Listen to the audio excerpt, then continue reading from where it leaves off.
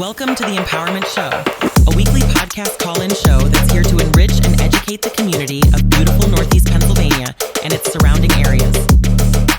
Hosted by Kendall Stevenson. Tonight we're joined by Tameko Patterson. The opinions expressed on the radio program by the hosts, co-hosts, guests, and call-in listeners or chatters are solely the opinions and responsibility of the original source who expressed them. They do not necessarily represent the opinions of Genesis Radio, www.genesisradio.com, Genesis Radio's owners, management, or affiliates.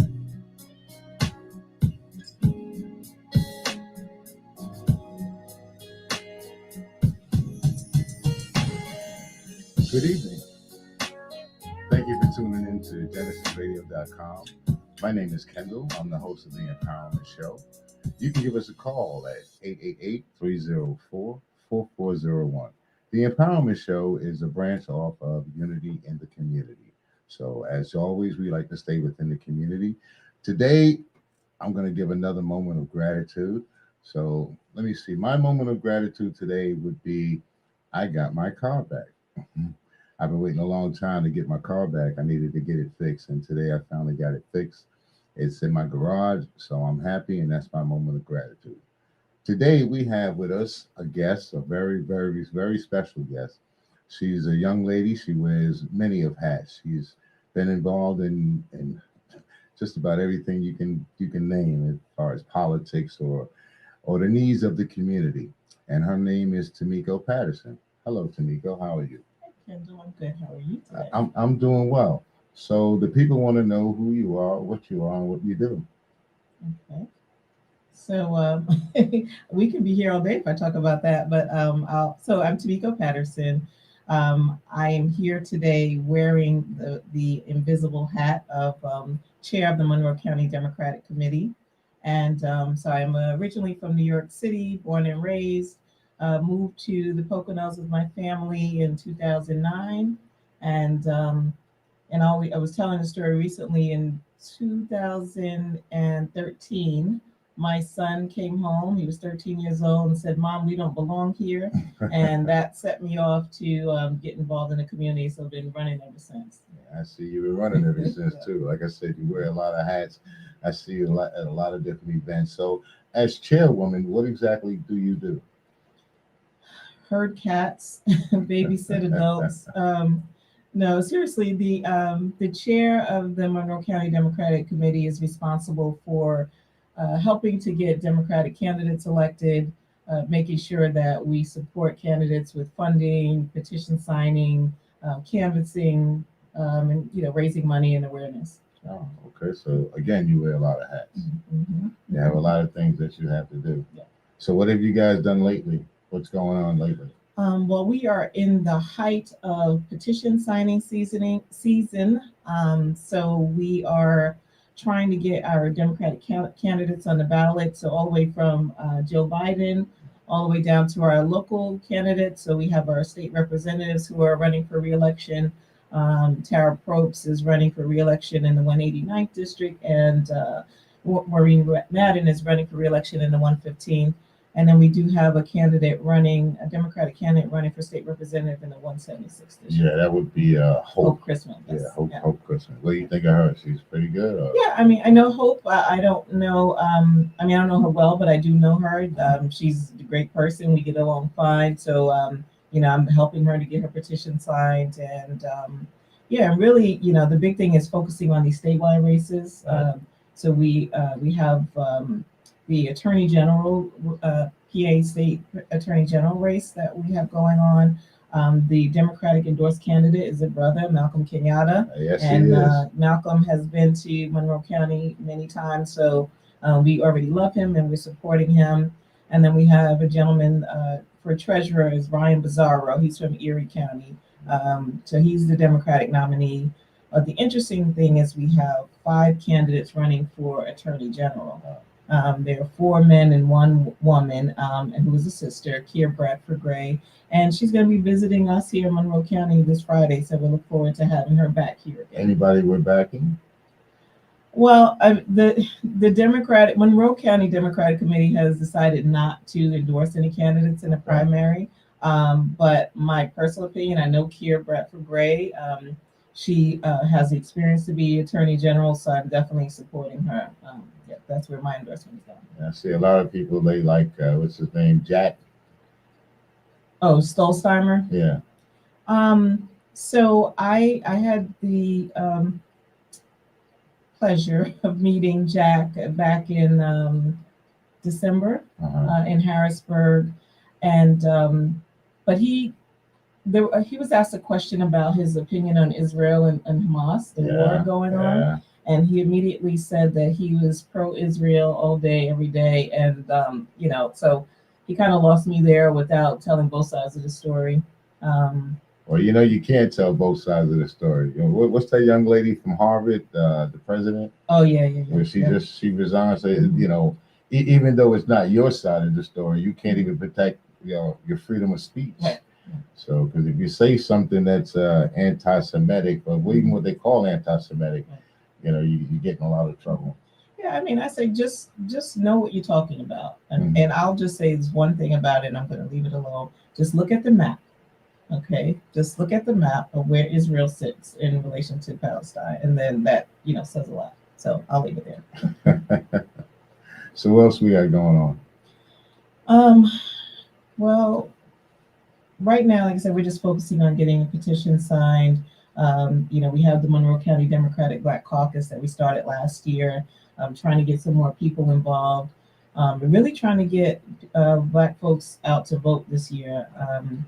I've heard a lot of people saying they're not voting because they don't like Biden, or they don't like either candidate, or But what is it people don't like about Biden? I'm trying to figure that out. All I heard is about his age.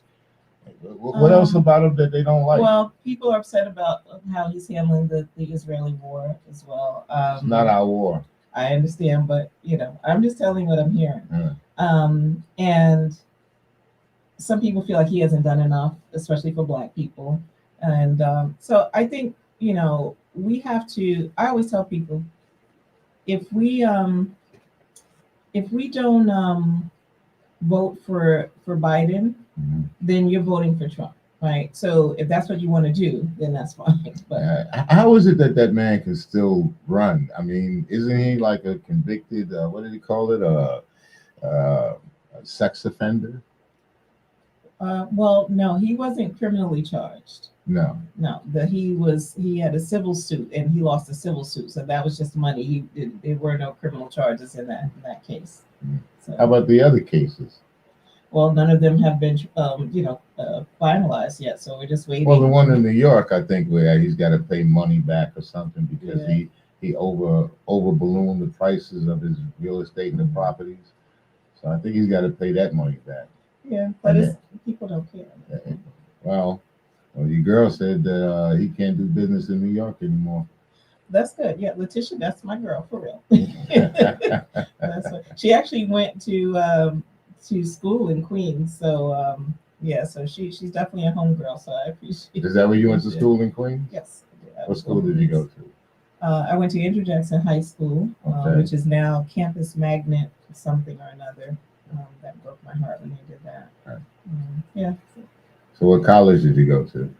So I started at SUNY Old Westbury, State University of New York in Old Westbury, and then that's where I got my undergraduate and got my master's in computer science from Georgia State. Computer science? Master's in computer science? Yeah. What now? All right, I'm one of those people. So when you say computer science, exactly what field are you talking about? Because computer science is a pretty big field. Yeah. Well, I mean, I worked for IBM for 21 years. Wow. So I was an IT project manager. Well, I started out doing graphic design when I got there, then got into coding, doing MQ series and a little HTML stuff back then. And then I got into project management. So that's what I did for the rest of my career at IBM. They're like up to HTML5 now. I had no idea. Yeah, I'm telling you, I was going over. All right, my master's is in IT. I went to Base. Okay. So I was going over some stuff with people and designing a web page. And they showed me the front cover. It's two sides of it, right? You got the back end and you got the front end. So on the front end, the guy said this is HTML5. I said, what the hell is that? So everything evolves. So you don't even need that anymore because there's so many programs that you can create a website in 5 minutes, right? Click, click, click, and Well, those are templates. The templates actually aren't so bad. But if you want to create something that's yours, then yeah, you got to do it from scratch.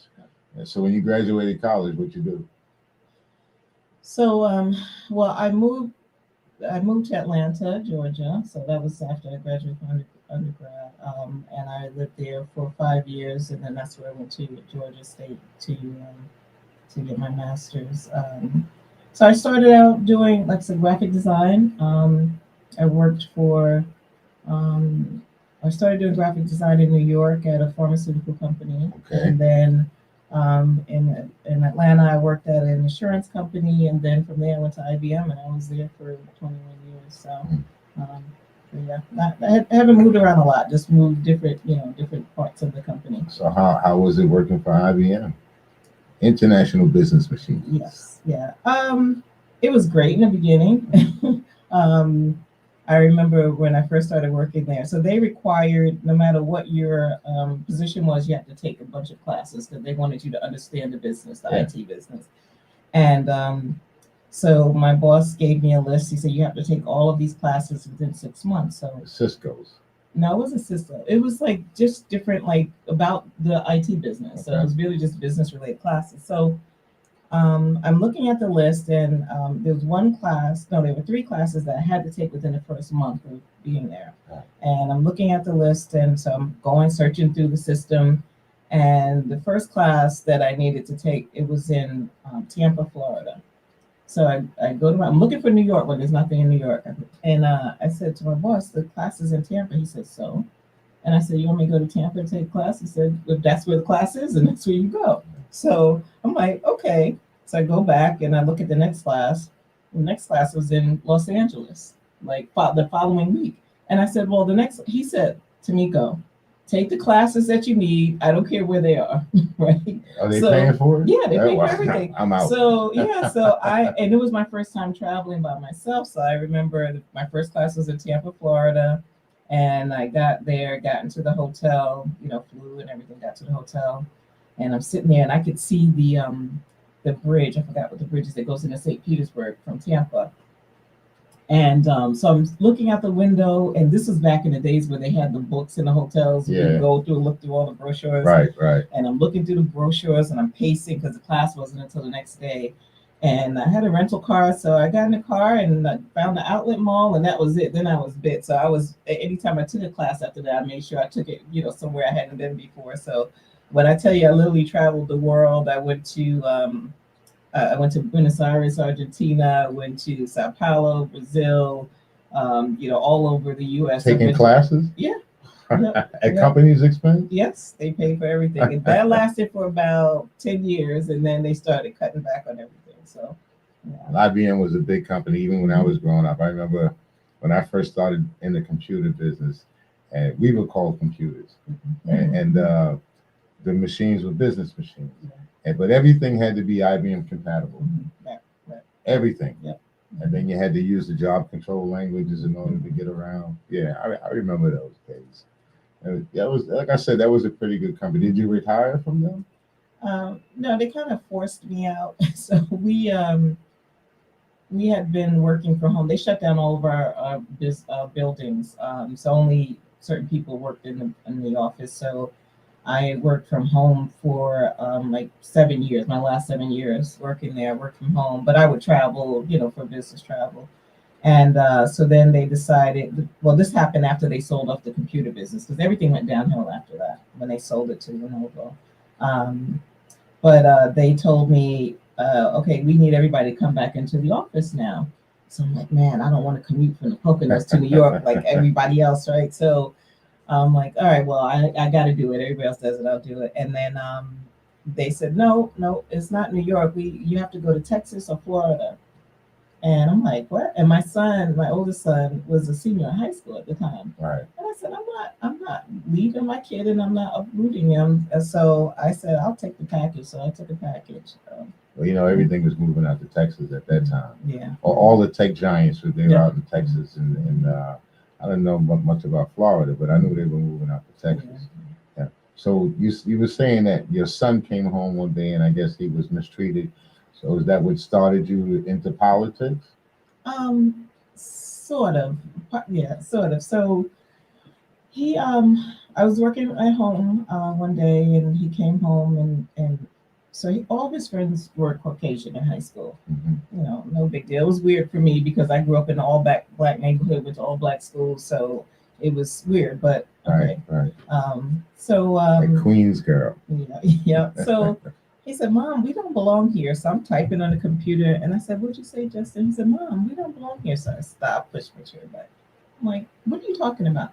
Well, I was talking to some of my friends in school, and they said all their families have streets named after them, and all this stuff, and their families have been here for years. And I said, listen, first of all, we pay a whole lot of taxes, so we belong here. That's number one. Yeah. Number two, I said, we got Indian in our family, like everybody says. Right? I said, we got Indian in our family, and the Lenni Lenape were here before your Caucasian friend's family. So let's talk about that. They don't know about that. So then I just went on this quest to start finding out the history of the Poconos and the migration, of Black folks to the Poconos. And as I started doing that, I started meeting people, and more people I met, the more things I got involved in. And one of the first people I met is Mr. Wayne Bolt. He has become a great friend and mentor to me. The name sounds familiar. Yeah, so he moved here. He was a police officer in New York City. I think he's been here for like 30 some odd years now. And there was a resort called the Hillside Inn. It was a Black-owned resort. Oh, yeah, I remember the Hillside Inn. Yeah, so he was one of the co-owners of that, or managers, whatever, of that resort. So he has a lot of history. He told me about how Shirley Chisholm was there, how what's his name, Louis Farrakhan was there, and a lot of different famous Black people that came to the resort. And so he started sharing that information. Then he shared with me about Little Bethel, the church, and I said, Little Bethel, I've never heard of it. And he says, yes, right over there at 2nd Street. And I had driven past there 100 times and had never noticed it. So I went over there, and when I saw the building, I just stopped and I stared and started taking pictures. And I said, well, how can I get involved? He said, well, there's a board meeting next week. You can come. So anyway, so it just kept spiraling and spiraling. So, and then my first, stint with politics is when they had a teacher strike at Stroudsburg School District. Right. I forget what year it was. And I was mad that my kids were home for a whole week, driving me nuts, and I couldn't work. And I'm like, this is ridiculous. What needs to be done about this? So somebody said, well, run for school board. And I'm like, ha, ha, ha, ha. And then I ended up running. And winning. Yeah. So, but I said, there's no way, there had never been a person of color on the board. And I said, there's no way they're going to elect a Black girl with the name Tameko to the school board. Yeah, right? I think you undervalue yourself a little bit. No, I don't undervalue myself. Marginalized, because I think you got more going for yourself than you think. You're very articulate. So when you talk to people, you're expressive. So why wouldn't they listen to you? I didn't expect that. I'm gonna tell you another story. But anyway, so I did get elected to the school board. So, but even when I was running, I kept telling people I'm not a politician, and I'm not. I don't. This is gonna sound really crazy. I do not like politics. Really? Right? I get involved in politics because I like making sure that the policies that are being implemented, work in my favor, my community's favor. But that's why I get involved in politics. It's not because I'm a politician. It's not because I aspire to be, a senator or whatever, right? Like some other people. So, and there's nothing wrong with that. That's what you want to do is fine, but that's not me. And I don't like talking to people. So, but I'm gonna tell you a story about a friend of mine who you have met, Judge Tameko Lane. Yeah. Right. Very nice woman. Yes. So Judge Lane, she ran for Pennsylvania Superior Court judge in 2012, 21, and she lost. And people told her there's no way you could win with the name Tameka. So I remember last January. So I had kept after she lost. I said, "Listen, you got to run," because she came close. I said, "You got to run again. I will help you. You know, whatever you need, I will help you." So I kept checking in with her every now and then to see if she was going to run. So last January, she called me, and she was literally crying on the phone. And I was like, I said, "What's the matter?" She said, "Girl, somebody told me that I can't win unless I change my name to Tammy." And I was like, "What? Who told you that?" I'm sorry. I'm sorry. Well, they did. And there were several people that told her that she would never win with the name Tameka and she needed to change her name. And she said, "I'm calling you because you would know, what it feels like." I said, "Listen, do not change your name." I said, "Because if you change your name, then the people of color are going to say you sold out, right? And then you still may not win because who knows who Tammy Lane is, right? They don't know who that person is." So I said, the best thing you can do is be true to yourself. And she did. And she won. She became a Superior Court judge. I was there at her swearing in Philadelphia a couple of weeks ago, and it was a beautiful thing. And a gentleman got up and spoke, about her. People were giving remarks, and he says, "Yeah, I remember when Tameka told me that they told her, to change her name." And he said, "Well, I'll tell you what, they don't want to call her Tameka, just call her Judge Lane." There you go. Right?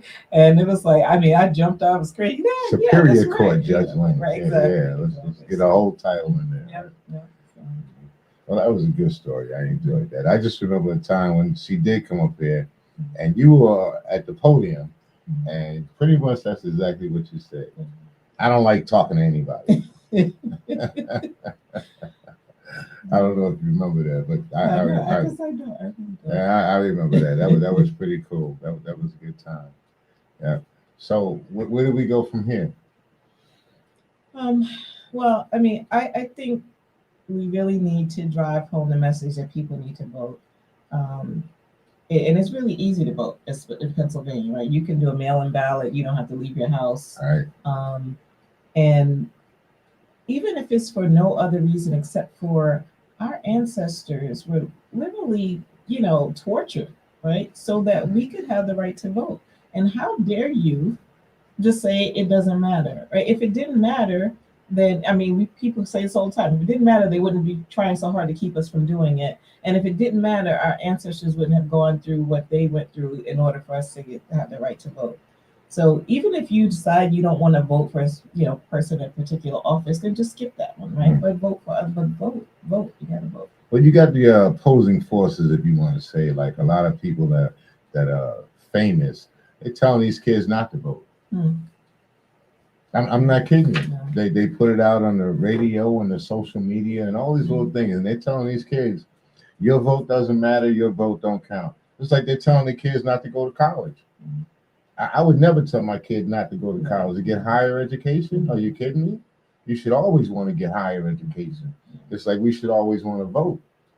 I vote for the dog catcher. And I definitely get involved in local politics. I want to know what's going on in my community because the big picture, you got the presidents, this, that, and that. But basically, the way that you're going to live, that comes from politics. That comes from local politics. Your local politicians, right. Your state representatives, and we got some good ones. You mentioned Tara Probst. She is an amazing woman. I've seen her do some things. She pushed some bills through. And Maureen Madden, I wouldn't mess with her. I'm telling you, I wouldn't want to meet her in a dark alley, man. She might do you in, Well, no, Maureen Madden and Tara Post are both very good friends of mine. And, I know a lot of people can't say that, but they are very, very open people. And I always tell the story, but when I first met Tara Post, she was in mayor of Strasburg. And I met her when I was running for school board. And she was at a Democratic meeting. And she was standing in the hallway, and I don't live in the borough of Strasburg, so I didn't really know who she was. And so I walk up, she introduced herself to me. "Hi, I'm Tara Probst." I said, "Hi, I'm Tameko," whatever. And then the next day, I was like, wait a minute, Tara Probst, is that the mayor? But she was so nonchalant, and she even, she's very down to earth. Um, and but either one of them, I can call them. Like I can literally pick up my phone right now and say, "Hey, Maureen. Hey, Tara," and they're like, "Tameko, what do you need?" Right, and they're there. So it's I they do what they need to do. They make sure that you know, Monroe County is represented, which I appreciate. And I've been to Harrisburg and met them at Harrisburg to talk about issues. So again, Maureen is a fighter. She's not going to let anybody slide. So No, I she's mean, I not. will tell you that. But she is a good person. I've seen her in action.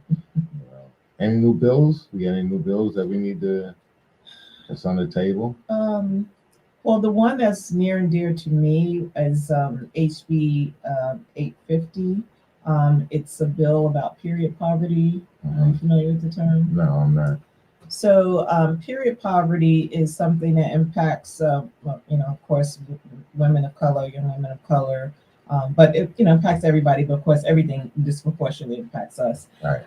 And it's a bill that is encouraging those feminine hygiene products to be given freely or a part of, Medicaid, or, so that people don't have to pay for it because it's expensive. So the bill was presented by Representative Darisha Parker out of Philadelphia, and it got approved in the House back in July, and it's been sitting in the Senate ever since. So I'm working with a couple of organizations to try to start, rallying, reaching out to our senators across the Commonwealth to say, look, we need you guys to pass this bill. It's common sense, right? Why would we have, and not to be graphic, but there are young ladies that are using other methods, that are not hygienic. Poisonous, probably right? poisonous. Yeah, right. So that shouldn't be something that, and then we get to the point where there are young ladies who won't go to school because they don't have, the products that they need. So they don't go to school because of embarrassment or whatever. So that shouldn't be an issue in this country. So that's one of the things that's, like really important to me right now. How about the kids in school? How are we doing with the kids in school? We got a lot of mental health going on. The kids. I only said that because I know you said you were part of the board. Right. So I was just wondering. I was just thinking about a lot of the kids, like you were saying, they wouldn't go to school, right, because of things that they got going on. Right. But what I see today is a lot of children seem to have mental health issues that seem to be like kind of rampant. Yeah, I mean, a lot of it. There were a lot of things that were exposed because of COVID-19, right? So when people had to stay home, it exposed a lot of things. We know that domestic abuse, went through the roof, and it wasn't that it was happening more because people were home more, but then it was exposed more. And then the children, a lot of the kids, they got meals at school, so they couldn't go to school, so they were hungry, or their parents lost their jobs, so then they became, there were so many different factors going on that contributed to this. But I'll tell you, like East Stroudsburg University, they have so many students with issues that they've never encountered before, and they don't have the capacity to deal with it. Like they don't have the staff to be able to treat and talk to all of these students. And that's just East Stroudsburg University, but we have that issue across the county, across the entire country. We don't have enough mental health workers. And then they get burned out as well. Like, imagine having to listen to people all day, every day, talk about their problems and some things you can't do anything about. And it's tough. Mm-hmm. It's rough on the kids in school, especially with their mental health and then the substance abuse. That's been going crazy too. Mm-hmm. I don't know if I think the fentanyl thing is big now, and it's not really is impacting the white community more so than our community. So it's definitely an issue, but I think our kids are dealing with basic drugs, not life-threatening drugs. I think what I'm more concerned about is the vaping, because there's some long-term effects with that, and our kids are definitely doing the vaping. But I don't think, I haven't seen any widespread issues about, with drug use in our schools in Monroe County. So. Well, let me ask you, I had a question in mind. What do you plan on doing as far as youth programs and like mentorship programs? Um, if I can find time, I've been trying to figure out how to clone myself, and I have not been successful yet. But there's a lot of things that I want to do. In NCNW, years ago, we had a program called College Planning 101. And it was a free program that we offered to kids in the community. So we would do like, we would give them information about financial aid. We would give them like free practice tests for SAT and ACT. And then we did a 5 day college tour. We took 25 students on a 5 day college tour. We went to schools in Pennsylvania and Maryland, and yeah, it was just in DC. So we went to Howard University, a couple schools in Maryland, and Lincoln University. I forget which schools we went to, but anyway, we went to a few schools, and so that was a really nice trip, and it was a great experience for a lot of those kids hadn't been out of Monroe County, right? So that was good. And then we also did a free program, a STEM program for middle schoolers. So we did a 6 month program, and each month we did a letter of STEM. Well, we called it STEAM. STREAM. Sorry, we added science, technology, reading, engineering, arts, and math. Yeah. So each month they would do an activity based on what the letter, right? And then at the end they got a certificate, and so it was a nice program. Did they have to do the MBOT program, where they built the little robots to make them dance? No, we didn't do that. That was one of the projects I used to have the kids do with the STEAM programs. Yeah. Yeah, so we want to get some stuff going again. It was difficult, or it's been difficult because the transportation here. The kids, some of them drive, some of them don't, and especially the younger ones, of course, they don't. But then there's no public transportation, not like in the city, right? So it's hard for these kids to get to these programs, so if it's not like at school, after school, where they can take the activity bus, they call it, then it's hard for them to get to it. So we had a lot of issues trying to maintain programs if the parents weren't able to drop them off. And we have a lot of parents that work in New York City, and on a Saturday morning, the last thing they want to do is have to take their kids somewhere, right? They're trying to do, run errands, go grocery shopping, and things like that. So it's tough. Yeah, well, I know it's tough, especially with children, because I've had to do that, run back and forth to New York, and then come here and then try to educate my kid, get them to football practice, and so trying to get them to get into STEM programs is, I guess it's about the same with the football. Yeah, same type of analogy. Right. The Black Caucus, what's that about? So the Black Caucus is about making sure that Black voters understand their rights and how they can get involved in politics, to make sure that the people that are elected are, looking out for our best interests, and holding them accountable once they are elected.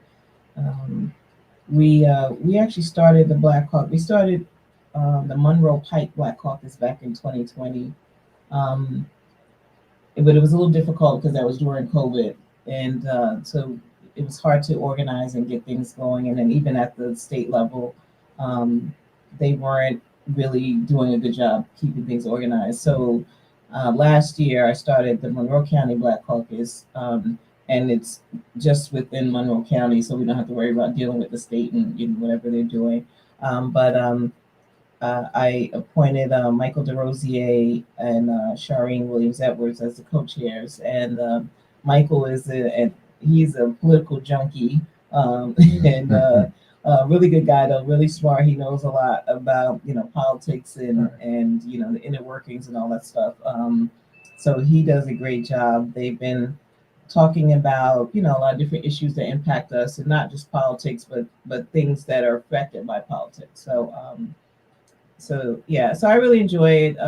We've been trying to get the word out a little bit more so that we can get more Black people involved, and again, just make our voices heard. But it's important.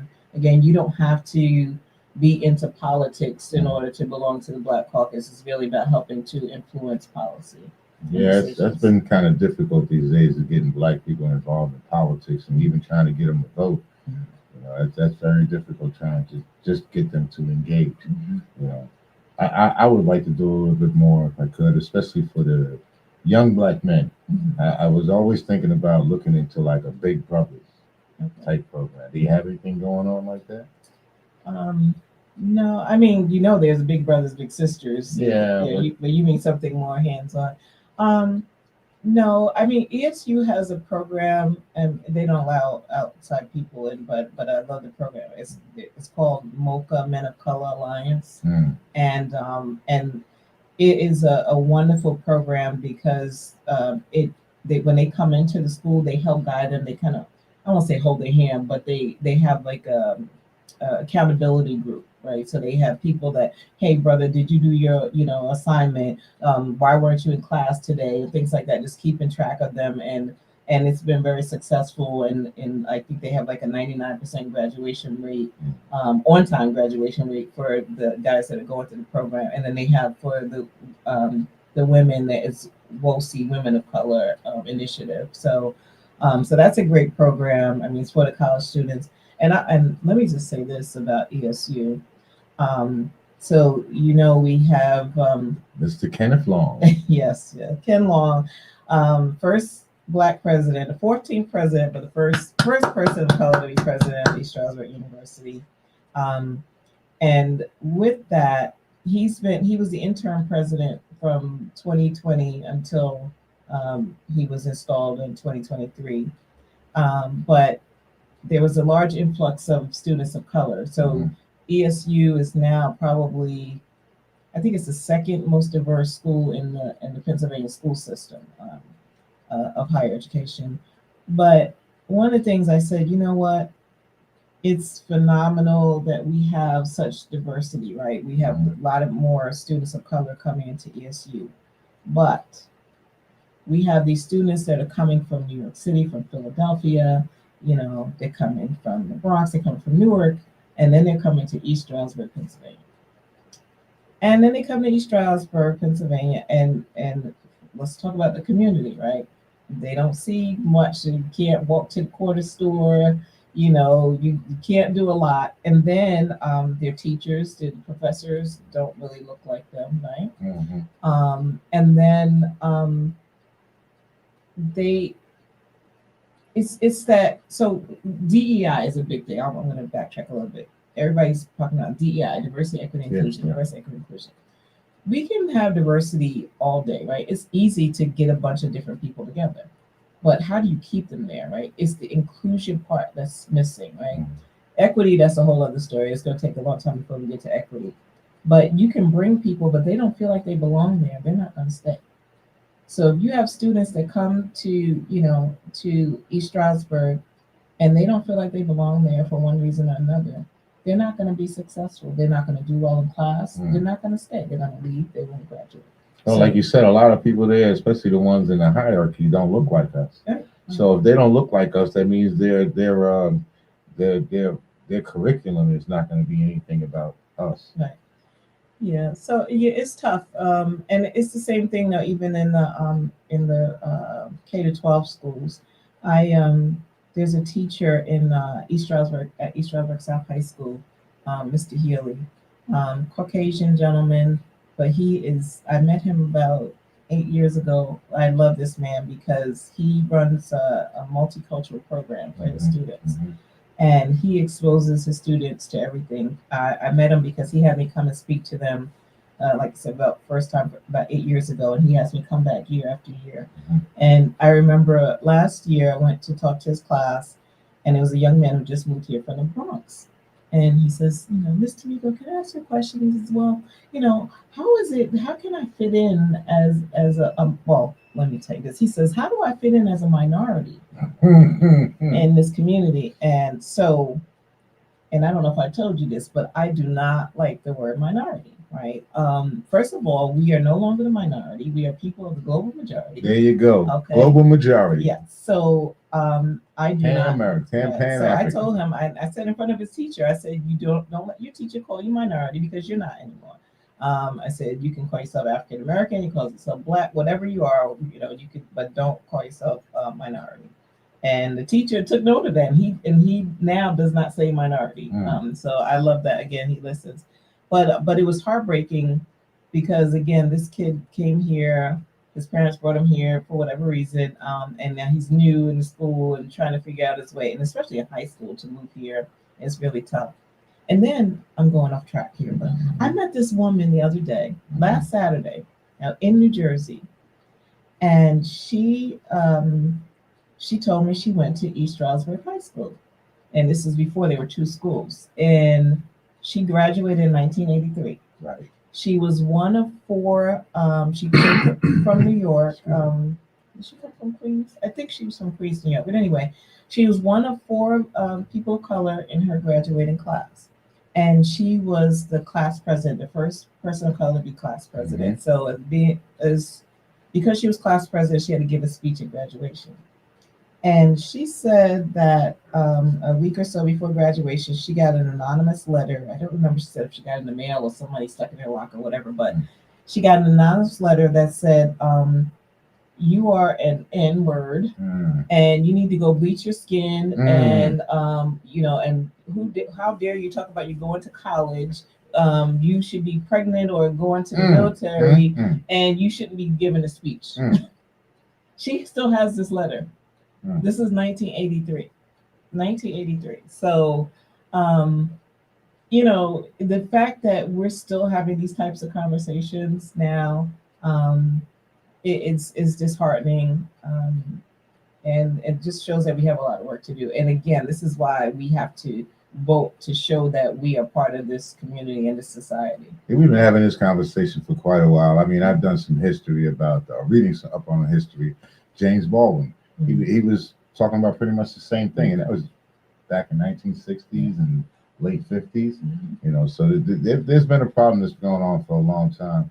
And let me tell you a story. So I used to work at this organization. I guess I can't say the name of it, but I was the only African American manager there. And when I first got there, I was supposed to share an office with a guy, and he refused to share the office with me, so he left. I didn't care because I actually had a bigger office. So, but I ended up resigning and I ended up quitting because I drove a brand new car. It was a red Honda that I had just gotten, and on the side of the car they sprayed in black paint, "Nigga, go home." Oh wow! And I never came back. What year was this? Somewhere around the 80s, I guess maybe 1986, 80. Yeah, I guess around 86, 87. Yeah. I had just gotten out of the military. So this is just telling you how people, what they think about us in this country. But we can't, like I said, we can't undervalue ourselves. We definitely can't marginalize ourselves because we're greater than what we think we are. But we have to know that. And that's the problem. It's like with that N word, I'm one of those people that I want to abolish the word. And the only way to get rid of the word is you have to do like the Jews do. You can't use it, and they don't let anyone else. You cannot go into a Jewish neighborhood, go to a Jew and call him a kike. Okay, most people probably don't even know what that is nowadays. Okay, because they don't do it amongst themselves, and they don't allow anyone else to do it. So we kind of have to be that way too, and then we can come together again. But you know what? This is the thing, and I was just having this conversation with my husband the other day. The reason that we have so much of this going on in our community is because there's self-hatred, right? And there's self-hatred because we don't know our history. We are the only people, right? We are the only people on this earth that don't know our history. Why? The movie Origin. You heard about this movie? No, I haven't. So it was, the book Caste by Isabel Wilkerson. Don't know it. Well, you have to read that book. But she wrote a book about the caste system, and she talked about how it, in India, that's where most people most recognize that, but how it impacts us here, Black people in the U.S. Anyway, there's a movie out right now called Origin, and it's based on that book Caste, and it's produced by Ava DuVernay, and Anjanou Ellis is the star in the movie, the leading actress, and it's not playing here. It's not. The closest movie theater to here is I think it's Waukton, New Jersey, wherever the heck that is. But so. Well, you probably could pick it up online though. No, you cannot. But your sister here called the movie theater and said, "We want to buy out the theater. We want that movie here." So that's what we did. We have the movie coming. It's only playing for one night, but Where's we it got playing? it here. Where's it going to be playing? February 16th. That's in the Mark Stroud Theater. Mark Stroud Theater? The Oh, mall. the mall, in the mall, yeah. right. But we've had to do what day is that going to be on? February 16th. They get your tickets online. Okay. But we've had to do that for other movies too. They won't bring the movies here. So, and it's only been Black movies. And I know If Beale Street Could Talk was another one. That's a classic book. Then when they made that into a movie, they wouldn't bring that here. So we had to do the same thing. We had to pay in advance to buy out the theater and then sell the tickets. Excuse, do you know about the Shawnee Playhouse Theater? Mm-hmm. Young man there, his name is Brandon. Okay. And he runs all the shows there. He's the director, and he constantly had Black shows there. He had Ain't Misbehaving there. He just did a thing not too long ago about Sammy Davis Jr. Are you talking about Stage Plays? Yeah, Stage Plays. Yep. And every time I go, I try to support him. We go to the shows, my wife and I. Right. And every time I go there, it's like 90% Caucasian. And it's like we don't even show up to support. Well, I know I just learned about this Rebel Stages, right? Yeah, Rebel. I just learned Rebel about Stages, them last summer. So they're not, I don't know where they're marketing themselves, but I think that's part of the problem. Yeah. So what I would recommend for him is to start going to these Black organizations, go to the NAACP meetings, go to, NCAA, whatever it is. Right? Get involved. Yeah. Well, not just but just try to get the message out there. Because I never heard of them before last summer when they were at the Sherman Theater. No. They had a table at something on Main Street, one of those festivals. So that's the first time I'd heard of them. But yeah, I mean, and I love, live shows. So I would go in a heartbeat. They were at the Sherman Theater and they did Rent. Okay. When the show I went to Rent. I went. I recorded it. Yeah. Yeah, I did go to that one because that was one they were advertising that time. But I haven't really seen anything from them since then. So yeah. Well, he's got some stuff out, but it's I don't know. You had to look at it yourself and see if you like it. But he did send me a listing of what he's going to have upcoming. Okay. So I try to help him out. Yeah. I'm talking about my car. So I took my car to these people called Eurotech. Okay. And they're in Broadheadsville. What kind of car do you have? It's a 2005 Jaguar. It's the S-Type. It's the 8-cylinder. And I have been months trying to get this car just to get it started. Right. Couldn't get it started. Changed the fuel pumps, everything. Couldn't. I took it over there, had it towed there. The next day, the guy said, "Okay, I got your car started." So, foreign cars. Well, Jaguar really isn't a foreign car anymore. It's actually Ford. Is it really? Yeah, I think Ford bought them out. Yeah. I've been seeing a lot of Alfa Romeos on the road lately, like out of nowhere. I thought they disappeared. I'm like, is that an Alfa Romeo? That's kind of like one of Terry's kind of cars. He likes those kind of cars. Nah. What do you like? Them days is far behind me. I like American cars, man. All my cars are American, man. Yeah, all of mine except for a Jag. When I retired, I said that's what I wanted to buy was a Jaguar. And I ended up buying a Jeep because it's more practical. I was still doing a little traveling back and forth to New York and still trying to help people move and do different things. So I didn't get the Jaguar. And last year, it just kind of fell in my lap. I got it at a really good price. It had 42,000 miles on it. And next year, it's going to be a classic. So a classic with 42,000 miles on it, I'll keep that. Yeah. It's a nice car.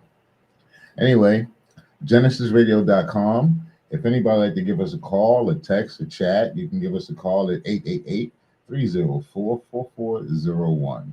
Again, we have Tameko Patterson here with us. She's the chairwoman of the Democratic Party of Monroe County. That's correct. And we'd like to thank her for coming in. And I guess we're about done here. Thank you. I think it was a pretty good interview. Thank you. I'm really glad you came in. Hopefully you come back in again. I'll think about it. No.